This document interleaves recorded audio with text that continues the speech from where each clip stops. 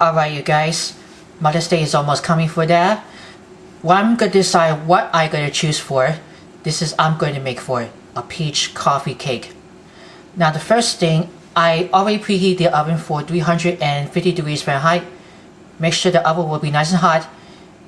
I'm going to use about only 8-inch square pan, sprayed with non-stick cooking spray that I'm going to use with butter, and I line the bottom of these sheets of parchment paper, that way for the easy to release. I'm starting with these peaches. For this can, I'm using for the 100% juice sliced peaches. They has with the yellow clean peaches in 100% fruit juice. That's only about 15-ounce can, but this is what it looks. I'm going to show you what the brand names are. I think this might be for Del Monte quality sliced peaches from the can. I'm going to drain this into this for the strainer. We're going to reserve these juices for later.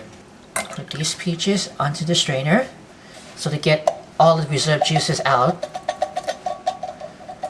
So later we're going to arrange it inside or the middle of the cake batter. And you can smell peaches real great. We're going to set that for a moment. Alright, let's go on for the cake. What I have in a large bowl for first, I'm going to combine 4 tablespoons of unsalted butter, room temperature, along with a 1/4 cup of granulated sugar. And just going to cream this together. I'm going to do it by hand. You can try with using for the electric mixer.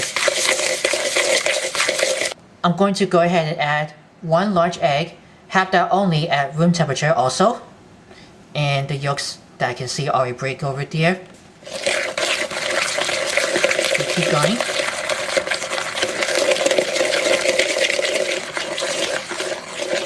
You see that? It's very colorful and it's pale. That I keep stirring all the way around.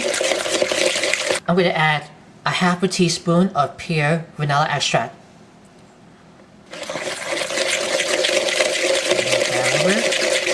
Keep stirring around and I can see it. After I get it all pale and color, very light. Now I'm going to try with these with Yoplait original yogurt. It's usually made with real fruit. Then I'm going to try one for the Harvest Peach. This is going to be for the peach yogurt. That's only about 6 ounces, which makes about 170 grams. I love the brand name of this yogurt.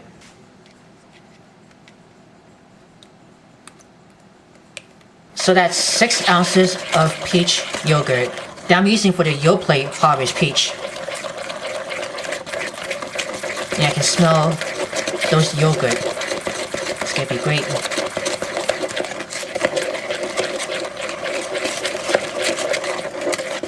And I can see these peaches got a little pieces of that inside with the yogurt. Well, we're gonna see how that works. Always has to make sure to scrape down the sides and the bottom using with the rubber spatula. We're going to set this for a moment while moving on for the dry ingredients. So that's for the wet ingredients. For the dry ingredients in a separate bowl, we're going to combine 1 cup of all-purpose flour. You could try enriched or unbleached if you have in the house. And I have 3 tablespoons of cornstarch, 3/4 teaspoon of baking powder, and a 1/4 teaspoon of kosher salt. I'm going to put this right onto the flour. I'm going to use it with a whisk.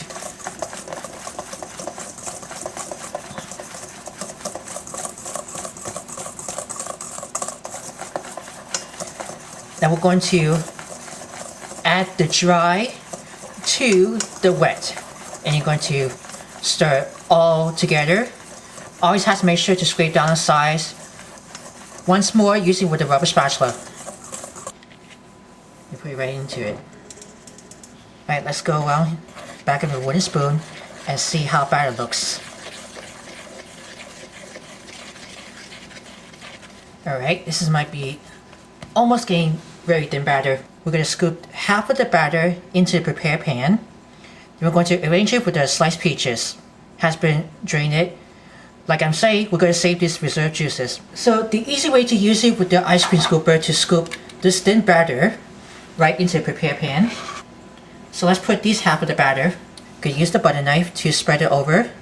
You can use it with the back of the spoon. I slowly and carefully spread this thin batter on first. We're going to arrange sliced peaches has been after strained, just like that.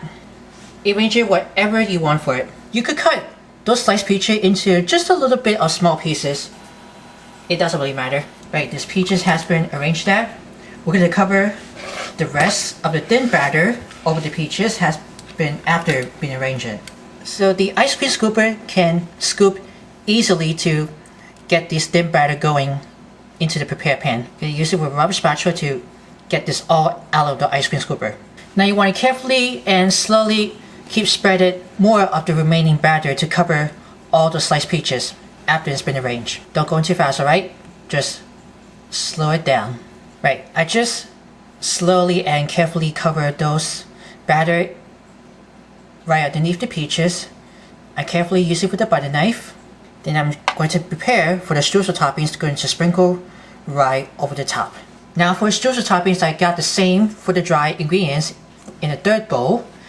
I put about a half a cup of all-purpose flour along with a fourth a cup of firmly packed dark brown sugar. I'm just going to break these sugar, use it with clean hands.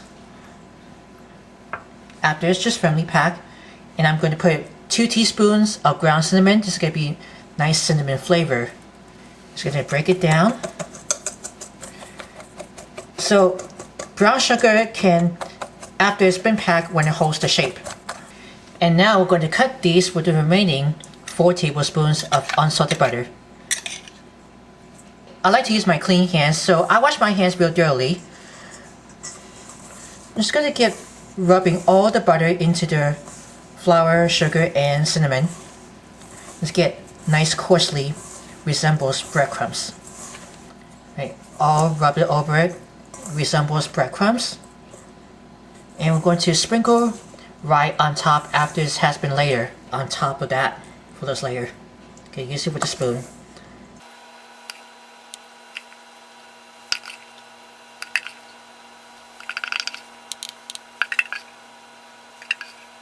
Alright, you just sprinkle the streusel toppings right on top of those after it's been layered.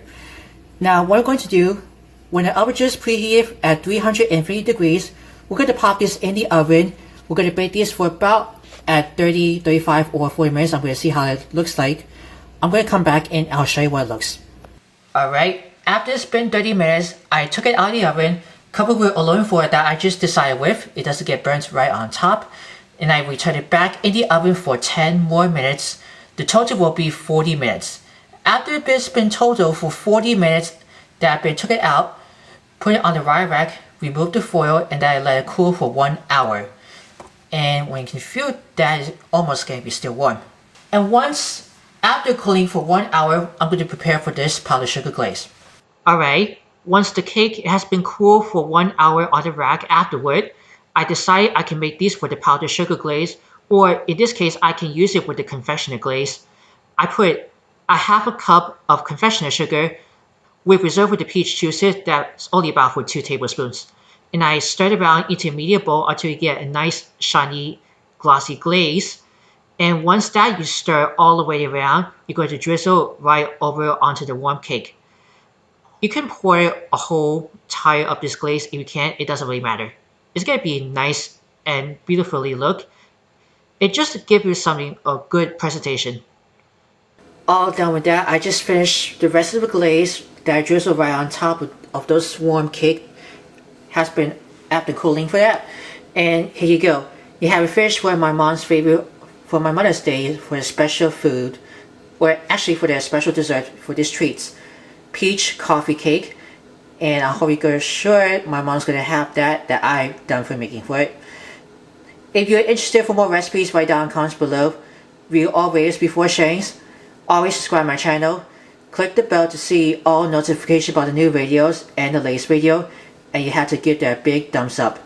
As always, happy Mother's Day.